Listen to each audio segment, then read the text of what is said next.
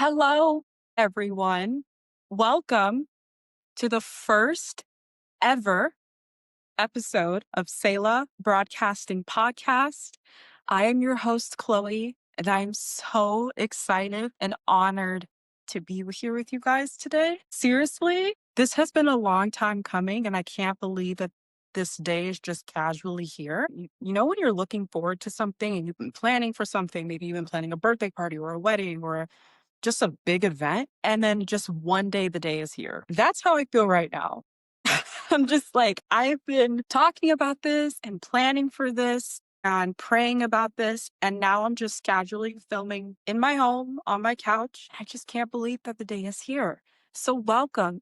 If you chose to listen to this podcast, thank you for wanting to give me a few moments of your time and wanting to spend this time with me.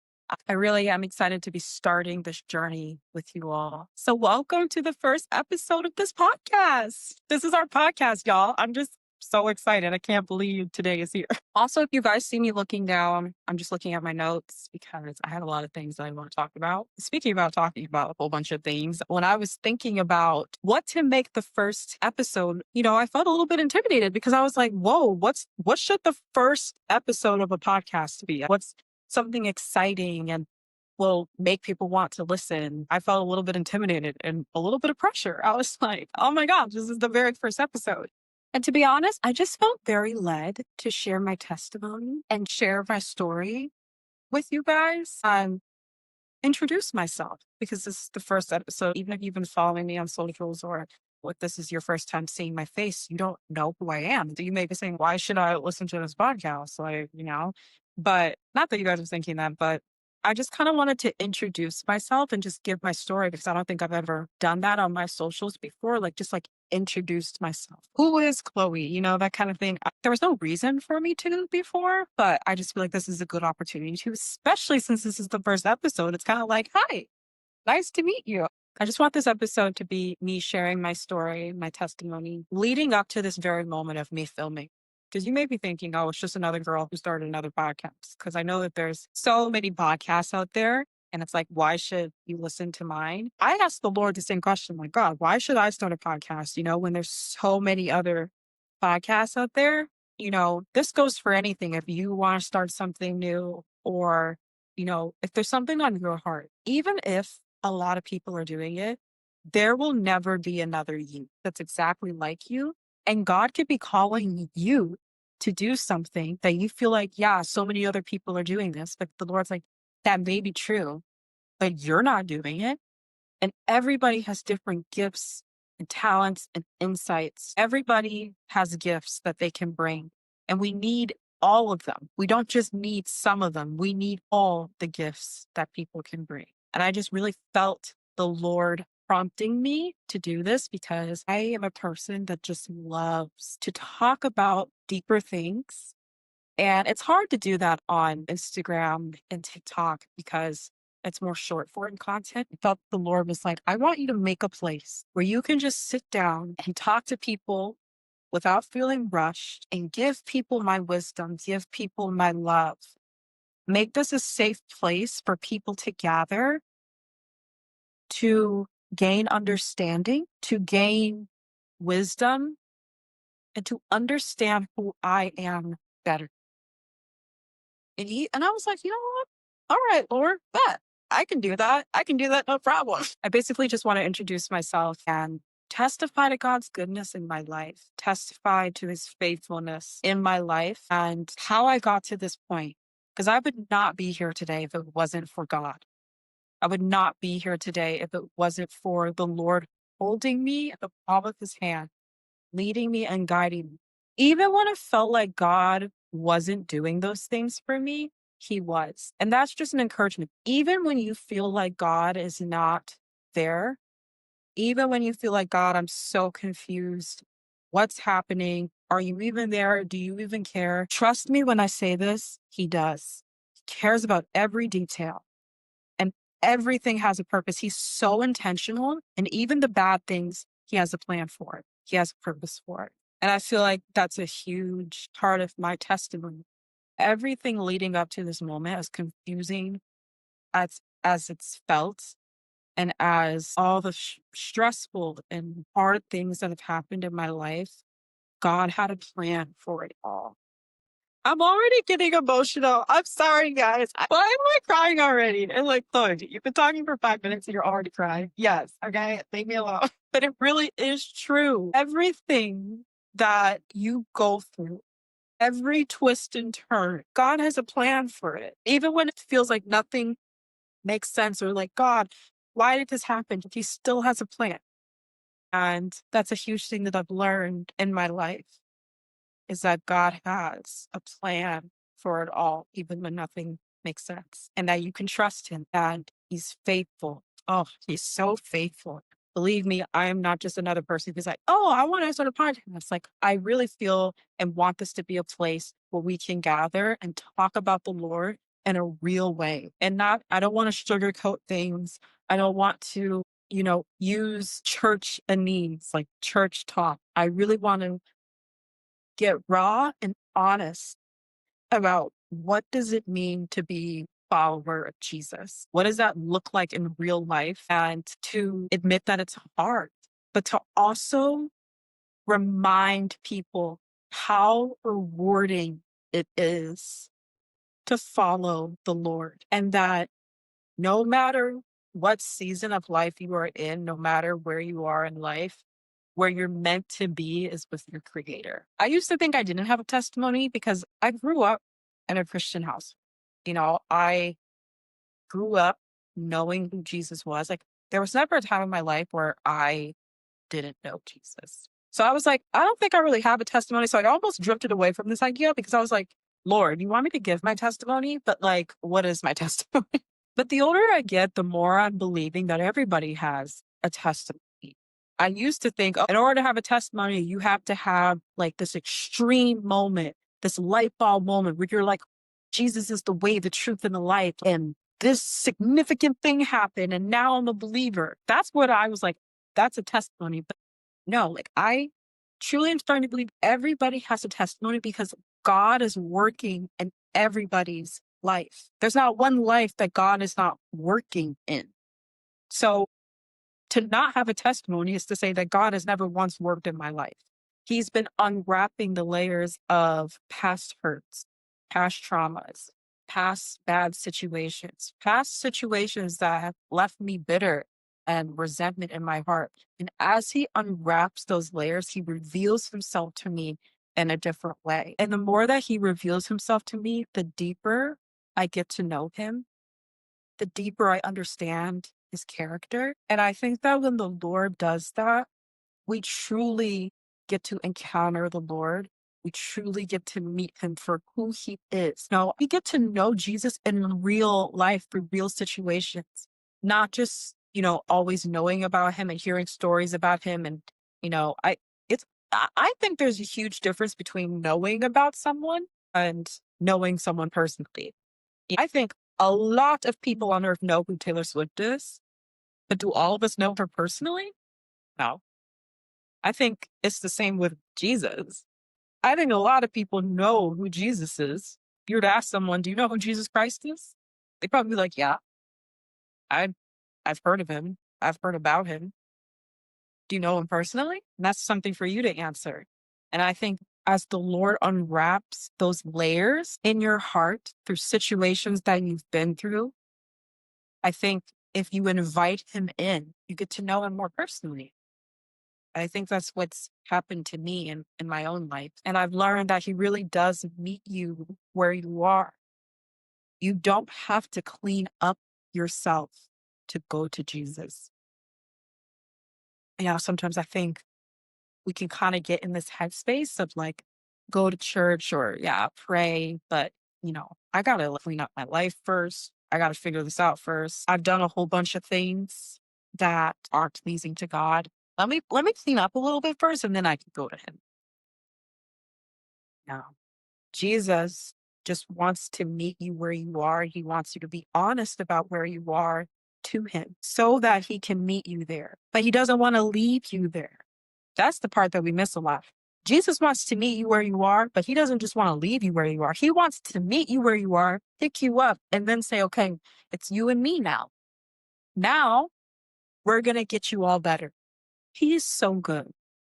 He is so good. It's like if you were stranded on the highway, your car broke down, and you called your friend. Your friend's not just going to meet you at the highway and say, all right, here is numbers that you can call to pick up your car. Here is some food. Good luck. I'm going to go back home. Your friend wouldn't do that. Your friend would meet you where you are, pick you up, say, it's going to be okay. I'm so sorry this happened to you. Are you all right? I'm so sorry you're scared. Let's stop and get you something to eat. You've probably been out here for hours. Let's get you better.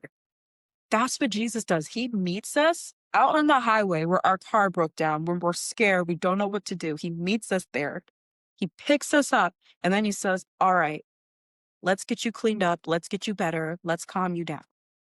That's Jesus. And I feel like Jesus has done that.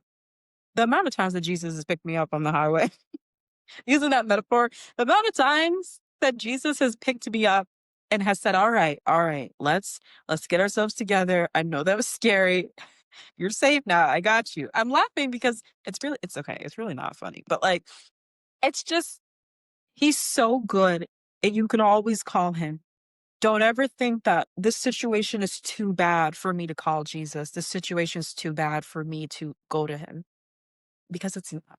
He will always meet you where you are, but he won't leave you there. So yeah, I used to think that you couldn't have a testimony if you always believed in the Lord, but I think I've been proven wrong. I think that if God has worked in your life in some way and has made a shift in your life, that you have a testimony, and that's everybody. So let's go back at the beginning of my life.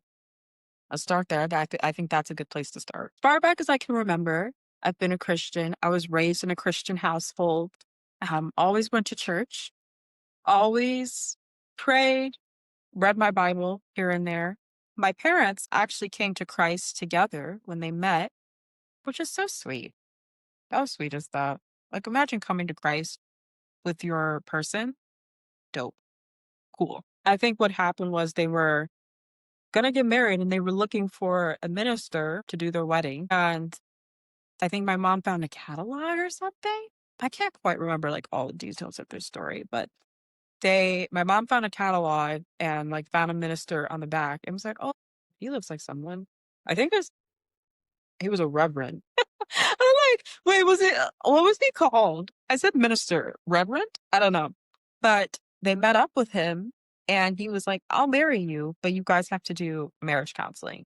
And my parents always told me they were surprisingly okay, we'll do that. They were very agreeable with him. They were cooperative. And they did. And then through that, they learned about a church. That was the first church that I went to as a little girl. And since then, they've been believers. They've been Christians. Yeah, but my parents' minister that did their wedding brought them to Christ. And I just think that's so cool. When I think about that, I think it's so cool because it just shows that anything that you do can be a ministry. Anything can be a mission field. You don't have to be a person that is a quote unquote missionary and you have to go to another country and translate Bibles. That's not the only way that you can have a ministry, that you can be on mission for Christ. That person, his ministry was doing couples weddings, but bringing them to Christ, because he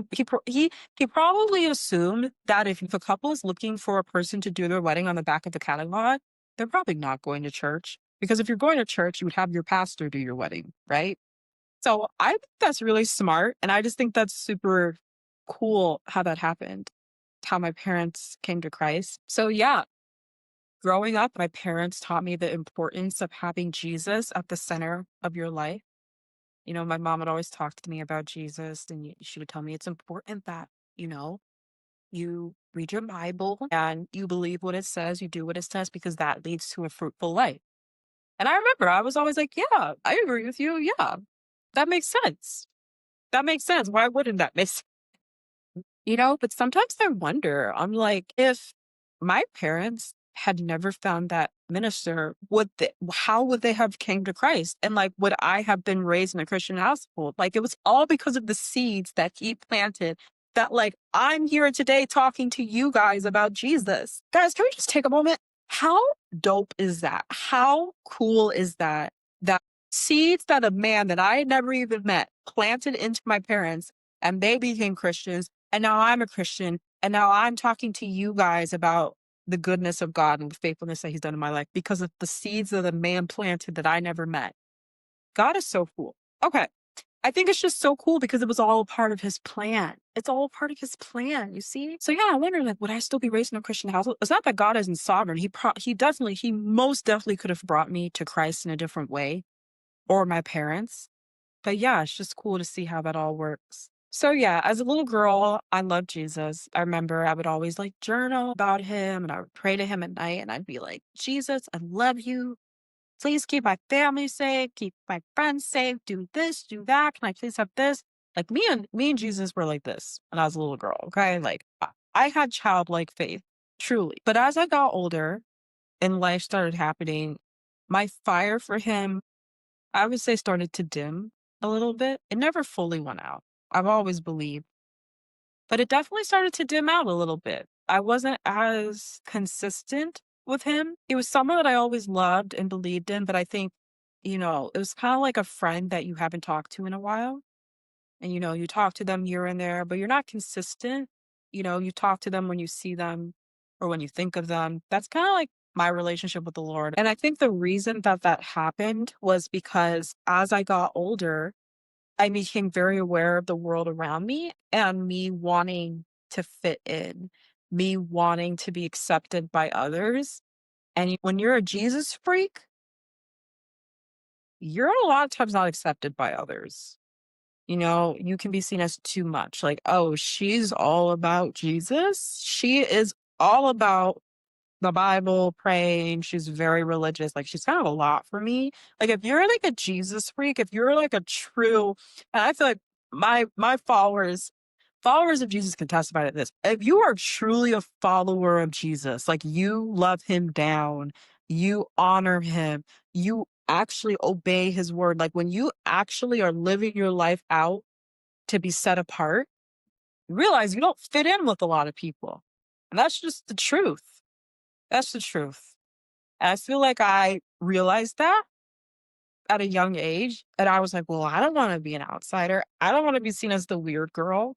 I want friends. I want to be invited to things. I want to do things. Like, I don't want to be seen as like the uptight girl. So I feel like that's a big reason oh my goodness, the birds are out. They are chirping. But I think that's a huge reason why I was a little more, because I wanted to fit in and I wanted to be accepted. And I started really caring about the things of this world, and I just became very outward focused, image focused, in the sense of like, yeah, like, how do I look? Am I pretty? Do guys think I'm pretty? Do girls think I'm cool enough to hang out with? Like, all these things, but like image focused in the sense of like, how do other people like me? Do other people want to be around me? Like, I became way more focused on man than Jesus. Okay. That's the truth. And, around my middle school years, I think that's when I really began like starting to try and prove my worth to other people. That has been something I have struggled with up until very recently, trying to prove my worth to other people and trying to prove that I'm worthy of love, having to earn love. Like, I have felt that way for a very long time. And the Lord has been healing me of that. But that has been something I've struggled with. And it started at a young age. It started in middle school.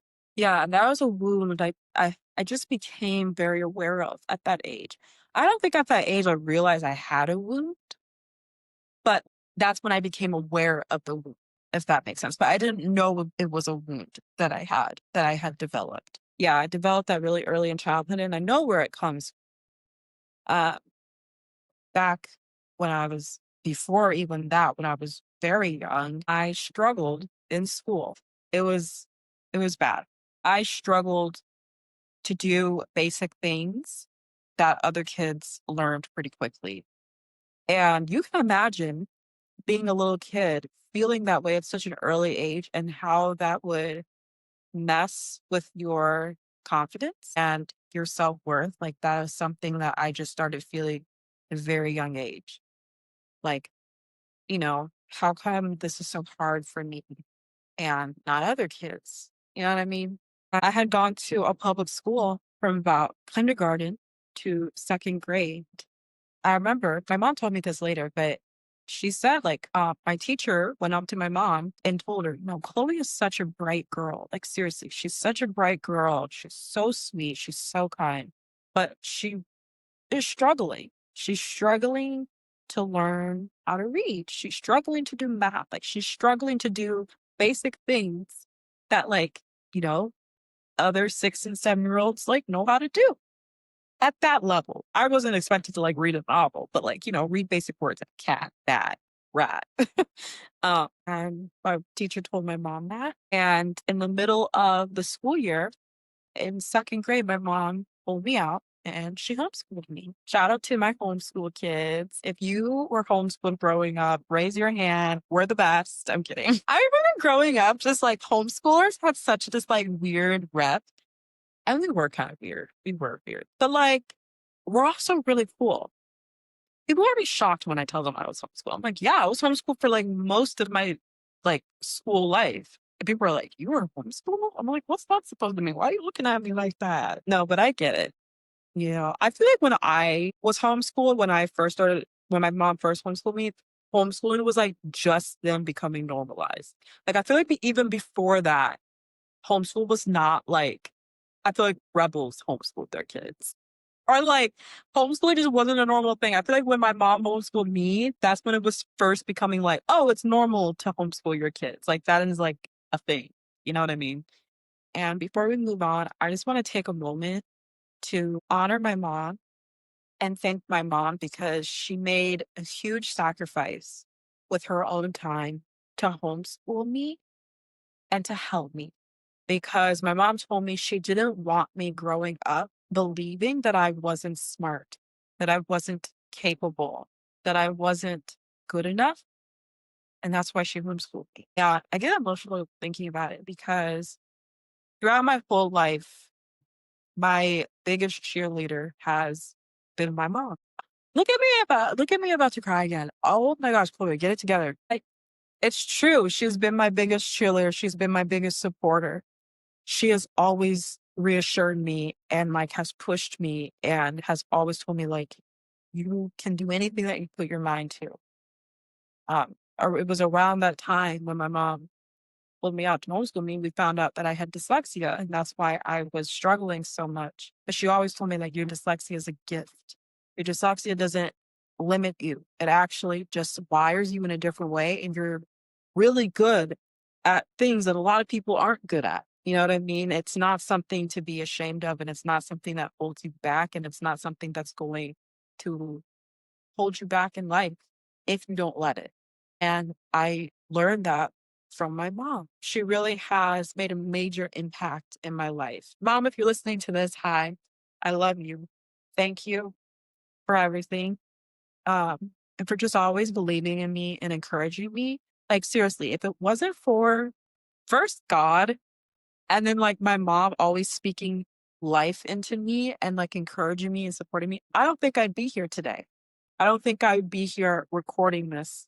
I don't think I'd be doing the things that I'm doing right now if it wasn't for my mom always speaking life into me. So thank you. That's it. That was for you. That this portion is dedicated to you. I was homeschooled from second grade till my sophomore year of high school. I know.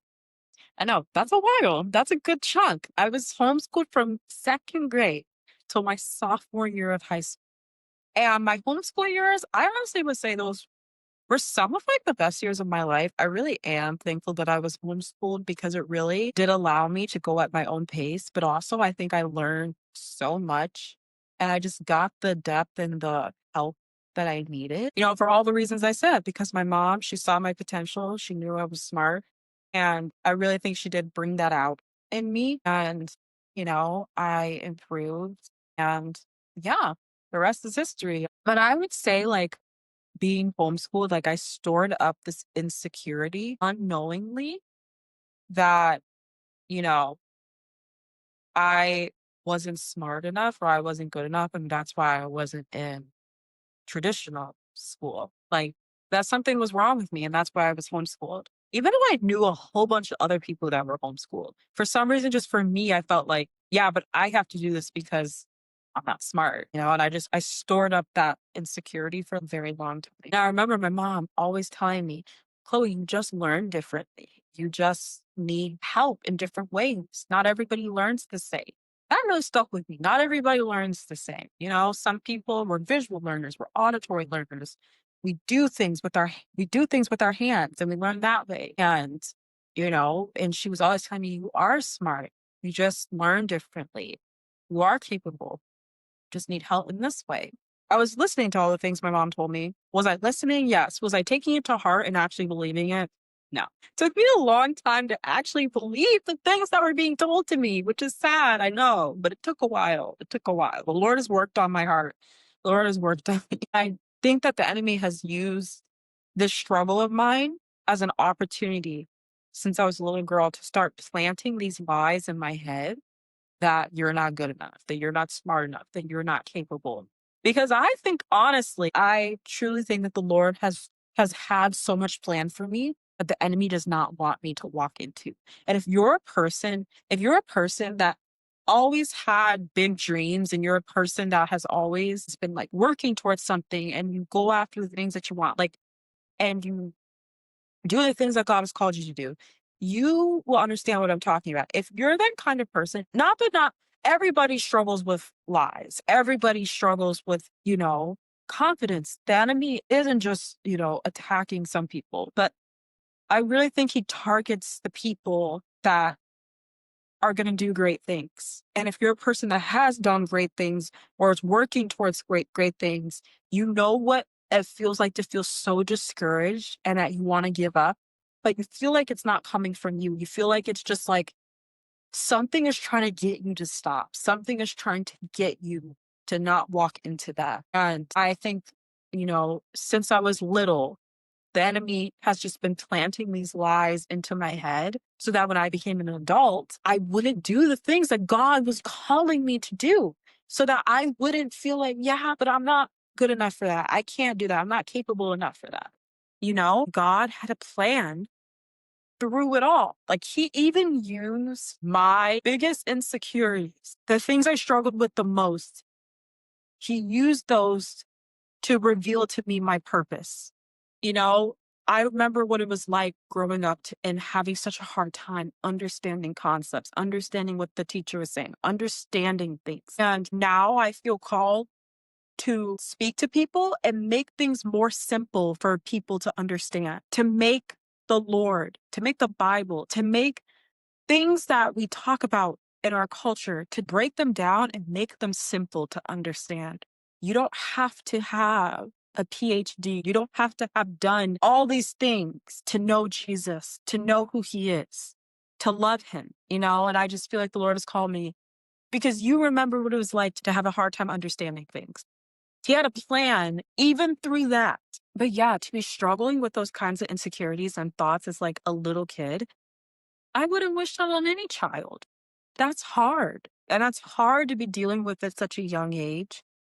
If you're listening to this, who has struggled in some aspect of your life, in school, in your abilities, in your confidence, and who you are as a person, I just want to say that I know how you feel. I know what it feels like to doubt yourself, to doubt what you were put on earth to do, to doubt your abilities. I know what that feels like, but I promise you that God has a plan for you and God has given you gifts. Even if you haven't discovered them yet, God has given you gifts that he wants you to use and that your worth as a person does not come through what you do. God thought you were worthy enough to die for. He sent his only son. Jesus thought you were worthy enough to die for. That's where your worth comes from. But I promise you, you do have gifts. and you can do all things through Christ who strengthens you, gives you the strength. And don't have confidence in your own abilities and who you are. Have confidence in who God is. And that's something I've learned. But if I had never had gone through any of that, I don't think I would be at this point. But going through all that, I put my confidence in the Lord. And through that, he gives me strength to do the things that he's called me to do. And he has given me gifts, and he's given you gifts. And, even if they're obvious or even if you haven't discovered them yet, you have gifts that God has given you. So yeah, being homeschooled was a blessing. My mom gave me such a God-centered education, which I'm also thankful for, because it taught me that everything leads back to God. Science points to who God is. History points to who God is. Art, beauty points to who God is. Math points to who God is. All of it is important. Math shows that God is a God of order, and history shows that God is faithful. That things change, but God never changes. Science shows how God designed the world to work. All these things, it all points back to God. So I'm just really thankful for that, because I really think that's another huge reason why, I'm literally still a Christian. It just laid down such a foundation for me, even if, I haven't always been consistent. The Bible says, teach your child in the way that they should go, that they shall not depart from it. I feel like, even though I've gone through up and down waves in my relationship with the Lord, with how on fire I was for him, I never lost my core values. And I think that's something I'm really thankful for. So yeah, struggling with these insecurities and these thoughts, fast forward to middle school, 12, 13-year-old Chloe. Okay. That's when I mentioned this earlier, but middle school is when I really started wanting to fit in with my peers, and really wanting to be accepted by others. And I feel like that's normal for every teenager, middle schooler. That age, you start becoming really aware of oh, who are my people? And, am I cool? Am I fitting in? And do I have friends? Do guys like me? Do girls like me? Whatever. You start becoming aware of those things at that age. But I feel like for me, it was like a deeper issue because of what I went through when I was younger already. So I always felt that I had to prove that I was worthy to others and that I was good enough to others. That's just something that I have been dealing with and have been faced with since I was young. And I just feel like as I got older, it became more and more in my face and more clear that that was something that I struggled with. And I already said, that feeling developed because of the guilt I felt for struggling in school so much, and kind of my mom homeschooling me. And I just felt kind of this guilt, and I had to prove to myself that what I believed about myself wasn't true, even though what I was believing about myself wasn't true, but I wanted to prove that it wasn't true, if that makes sense. So in middle school, I think that was the beginning of me becoming very performative in the way that I acted. And I've talked about this before.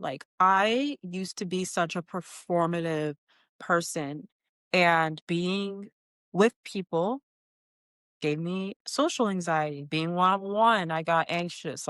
As in later years in high school, if I wanted to get a job, or if I wanted to, I don't know, do basic things, or having to pay for something, or I would just get really nervous having to interact with people, because all of a sudden I felt like I had to perform. It wasn't that I was trying to be fake.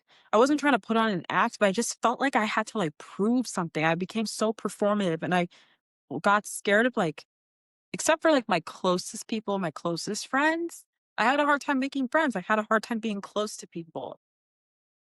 And I also feel like I became performative in my relationship with the Lord. There were times where I was like, okay, my fire for him is kind of dimmed out. I haven't talked to him in a while. I'm gonna read my Bible every day. I'm gonna do this every day. I'm gonna pray every day. And then I would beat myself up if I didn't get to it that day, or if I didn't do it perfectly. And I became very performative in my faith. And then I would get nervous that God was mad at me. Guys, this was what I was with. If I wasn't perfect at during my spiritual practices, like praying or reading, or I don't know, I was just getting nervous that God was mad at me for that he didn't want anything to do with me. And guys, how toxic is that? How toxic is it to think that way? And I started thinking that way around middle school. And that's what I mean when I say, like, subconsciously, we can always say, like, oh, yeah, I love God and I believe in him. And like, but we can subconsciously be having like these beliefs about him that just simply aren't true. Like, God's going to be mad at me if I don't read my Bible every day this week. Like, if I don't get to my Bible this morning, God is mad at me. Or like, oh, I'm thinking this thought, but if I say this thought out loud, God's going to be mad at me. Like, guys, guys. And now that I'm an adult, I'm learning that God desires us. He desires to be in a relationship with us. He desires to be with his creation. And he wants us to desire him back. He wants us to choose him back. That's why we have free will. God doesn't force us to follow him. He doesn't force us to spend time with him.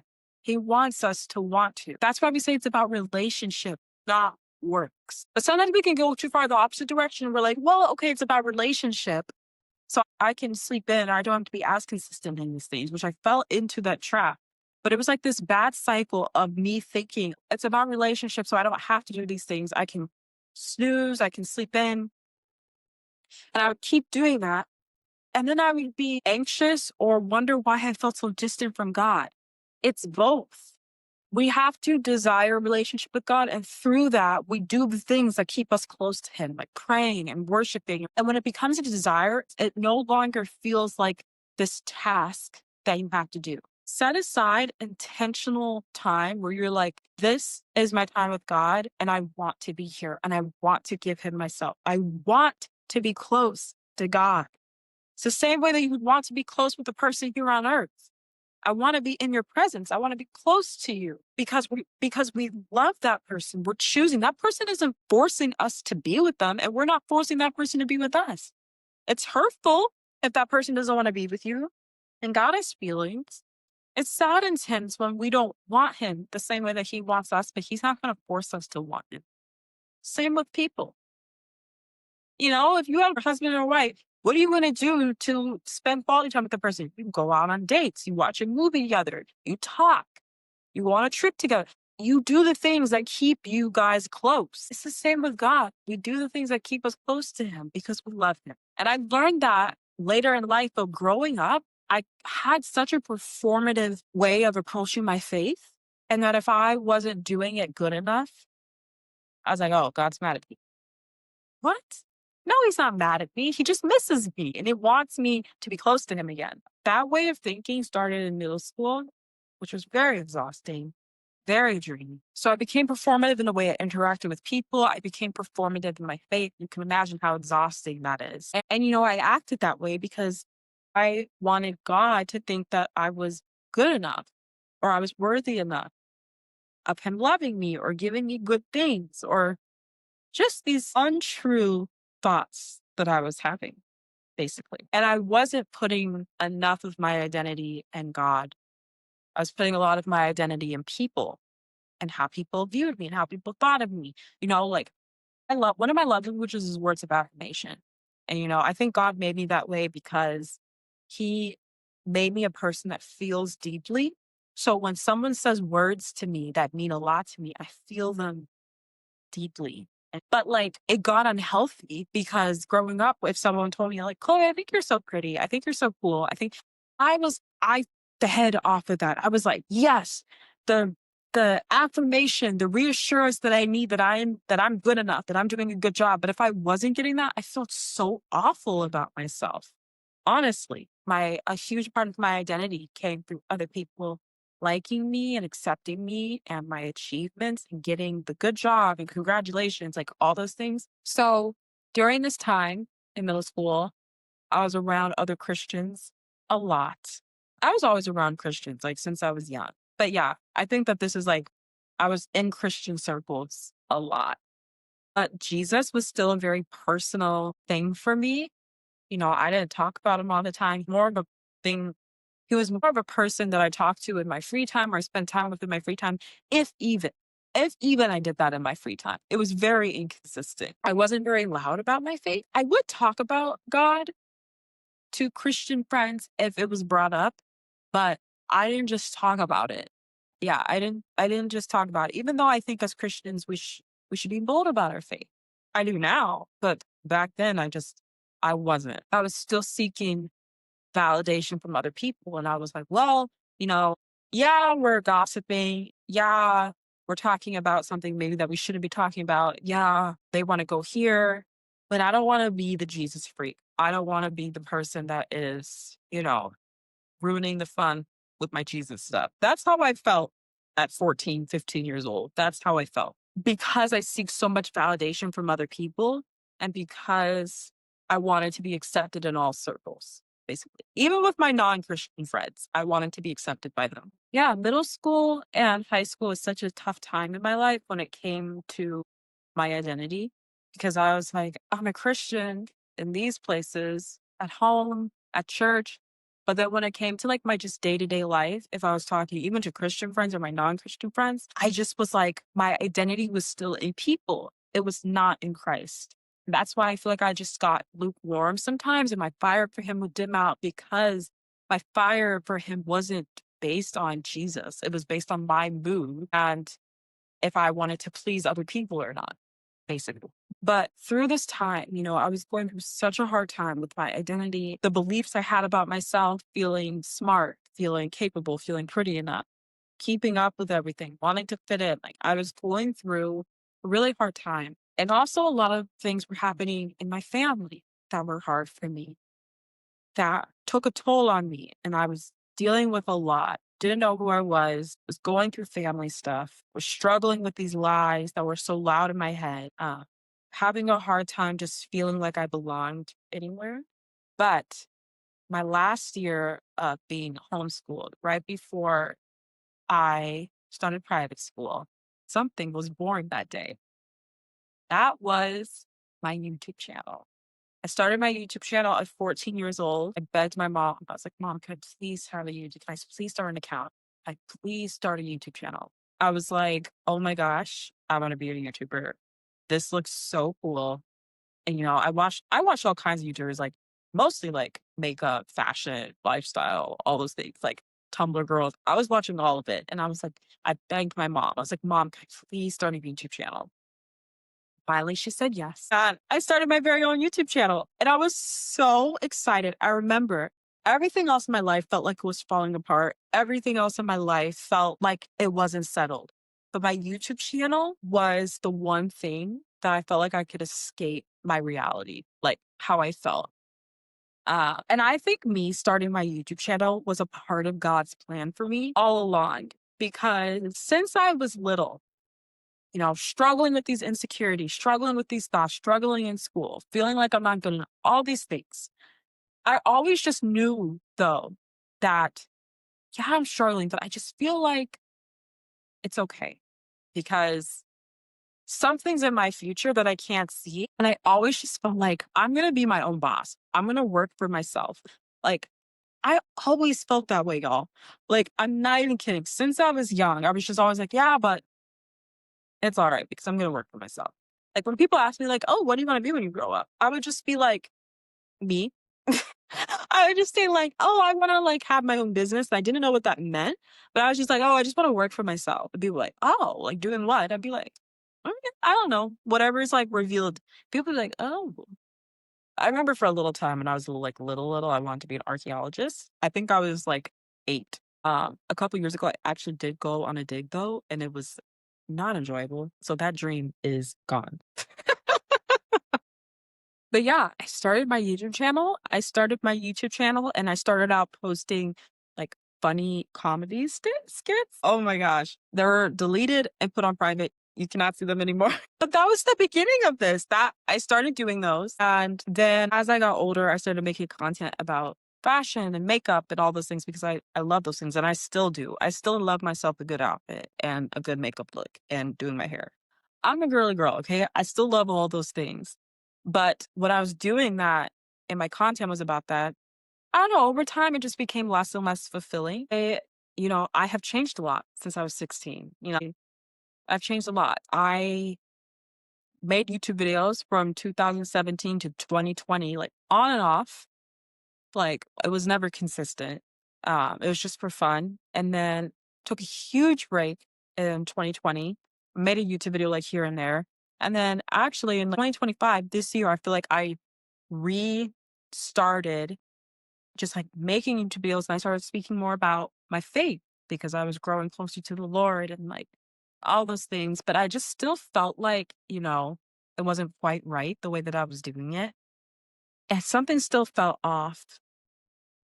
But also, I just want to say, like, starting my YouTube channel right before I started private school, like, I'm also very thankful for my private school experience because I feel like it just also taught me a lot in regards of like, you know, being number one, like in a traditional classroom setting for the first time. And because I was homeschooled, I felt like I had the tools that I needed to be in that environment. I like built my confidence up a little bit. And it just taught me that, people are going to be different. Not everybody's going to have the same view as you, and that's okay. And it just taught me to be around it just the people. It was a sweet experience and also challenging at times, but I'm also thankful. I also think that's just part of the high school experience. You have really fun times and sweet times, but then also really challenging times. But yeah, that was around the time that I started my YouTube channel. And I just always knew that I was a creative person, that I had gifts and talents that I wanted to use in different ways. And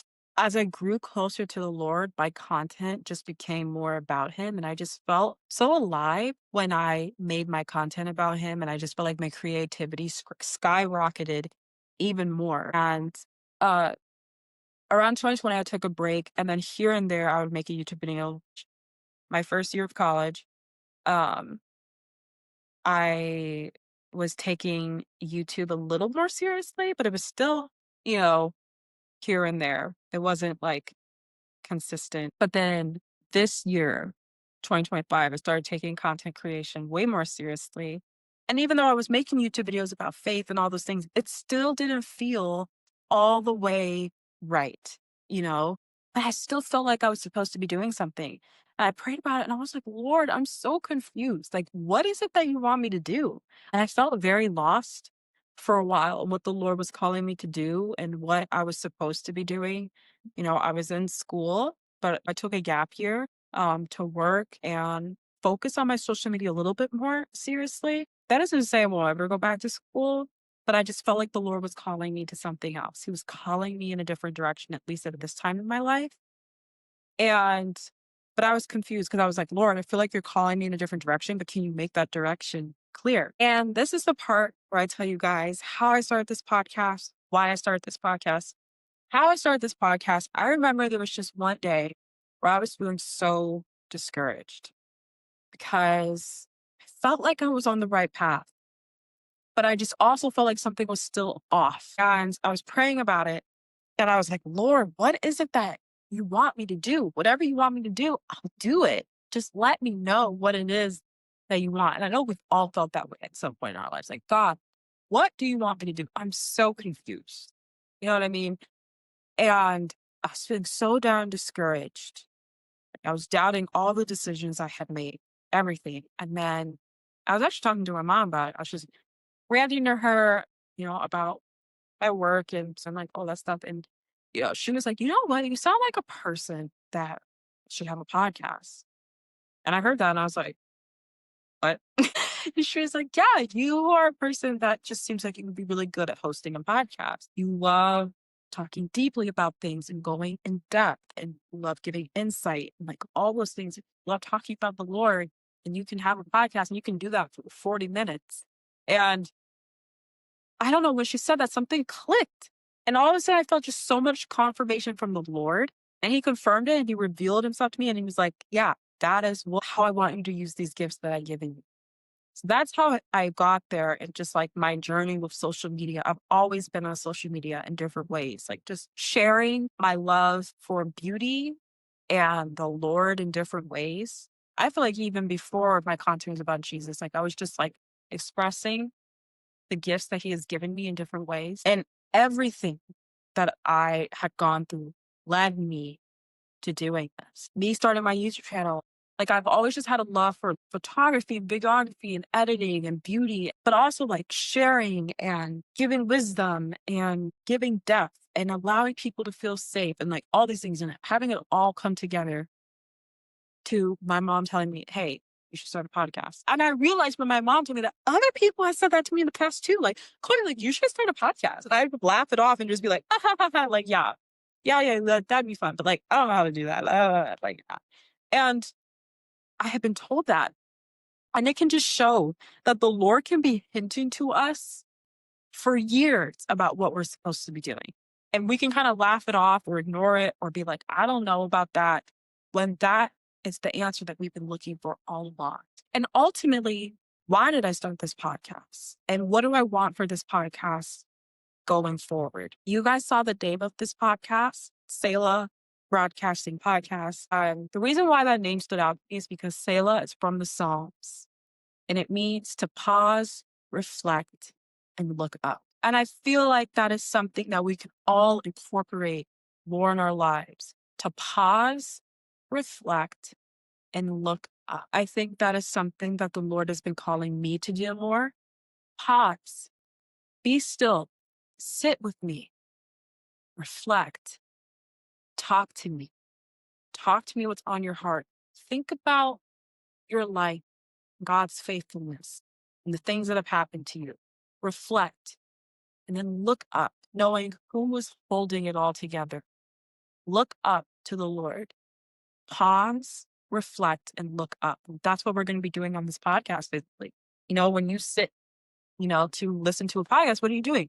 You're technically pausing. You're either sitting down and you're writing something, you're coloring, or just sitting down and doing a craft, doing nothing. Or maybe you are doing something, but you're kind of in a place where you kind of want to do it calmly. You're doing the dishes or you're driving. You're pausing for a second. And then you're reflecting. You're listening to what the person is saying. And then you're saying, that's interesting. How does that incorporate to my life? Or I had a similar experience. You're reflecting. And afterwards, I want us to look up to God after each episode and just being like, God, that was so helpful. Like, thank you for revealing yourself to me through Chloe or through this episode, through what Chloe said, or like whatever. Pause, reflect, and look up.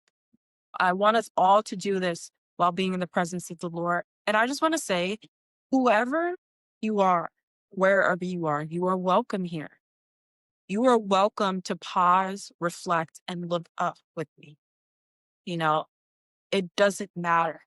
Even if, you're a person who is new to the Lord, even if you're a person that is just thinking about, okay, maybe Jesus is something that I'd be interested in, you're welcome to be here. You're welcome to pause, reflect, and look up with me. That's something that you're all welcome to do. That's what the theme of this podcast is going to be. Pause, reflect, and look up. And I think it's going to be so fun for a chance for us all to do that together, because everything is better with people. I think that's part of just like the human experience, going through things with other people, knowing that you're not alone, knowing that other people do know what you're going through, knowing that you're not the only one. I just want to be honest and real with you guys about what it looks like to follow Jesus, and that it's not always easy, but it's so rewarding and it's so fruitful and it's so worth it. It truly is. This podcast is not going to be watered down, guys. We're going to talk about real things, and I'm excited to do that with you. The second part of this podcast is called broadcasting. I just thought that was so cool, like kind of vintage sounding. I think that's just really fitting for me. I love all things like kind of vintagey, and broadcasting is just like an old fashioned way of saying, we're live, we're airing, we're broadcasting, Selah Broadcasting. Like, we're pausing, reflecting, and looking up, and we're broadcasting that. I just love it. You could be like, Chloe, it's not that big of a deal. It's not that cool a name. I'm like, all right. I thought it was cool. Okay. Yeah. I just think it's so cute. Like, oh, we're broadcasting live.